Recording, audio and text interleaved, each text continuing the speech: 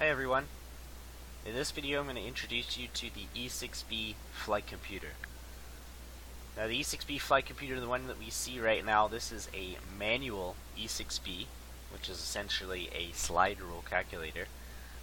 There are more modern versions of this in a digital format that look very similar to your average calculator with some more advanced functions on it. But for today we're going to talk about the manual E6B.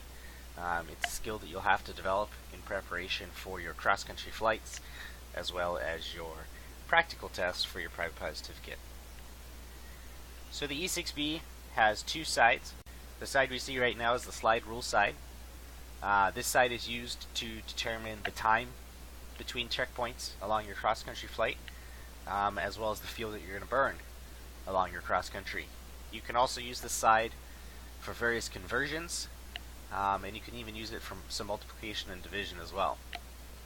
The other side of the E6B is the wind side. The wind side is used to determine your heading as well as your ground speed based on the winds aloft during your cross-country flight. We'll talk a little bit about how to use the wind side later on. For now, let's go back to the slide rule side. So, a couple things to understand about the slide rule side. The first thing that we need to understand are the different scales along the slide rule side. So we have three scales of numbers that you may be able to see here. On the outer scale we have the A scale.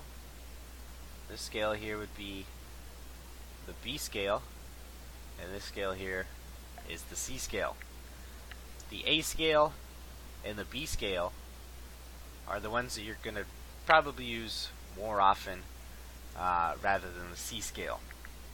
The C scale can be useful if you're trying to determine large values, large times greater than 1 hour usually, is where the C scale will come in handy. These scales are also sometimes called the outer scale, so the A scale would be called the outer scale. The B scale is sometimes referred to as the inner scale, which may be confusing since it's actually more the middle scale.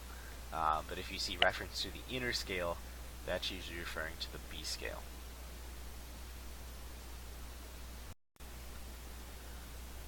The other thing we have to understand about the slide rule side is the concept of the floating decimal. So if we look at a value on the C scale, let's say we look at 90. So right now, if you were to read that number, you would call it the number 90, and that assumes that the decimal is placed right at the end of that number, right there. Okay, that's not always true with our E6B flight computer. So with the E6B, any number on any scale, except the C scale, any number on the A or B scale, that decimal can be placed in any position.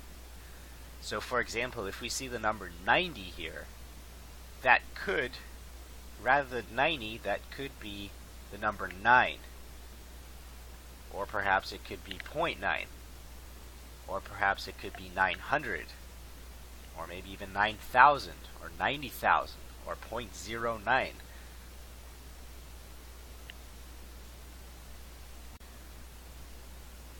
This concept does make the E6B slide rule side somewhat of a challenge to use. So when you make your calculations with the E6B, you have to use some logic to place that decimal in the appropriate location. So for example, if we're trying to determine how much distance we're going to travel at 120 knots in, let's say, less than 1 hour, being that it's less than 1 hour and we're traveling at 120 nautical miles per hour, then obviously that distance that we're going to travel is going to be less than 120. So therefore, that number, if we were to spin the E6B and come up with 90, that would in fact be 90 miles that we would travel. Now, if we were to try to calculate the distance that we would travel at 120 knots during a very long time, much greater than 1 hour, then that value, that 90 in this example, would represent 900, since we're traveling at 120 nautical miles per hour. Therefore, anything greater than an hour is going to be greater than 120 miles.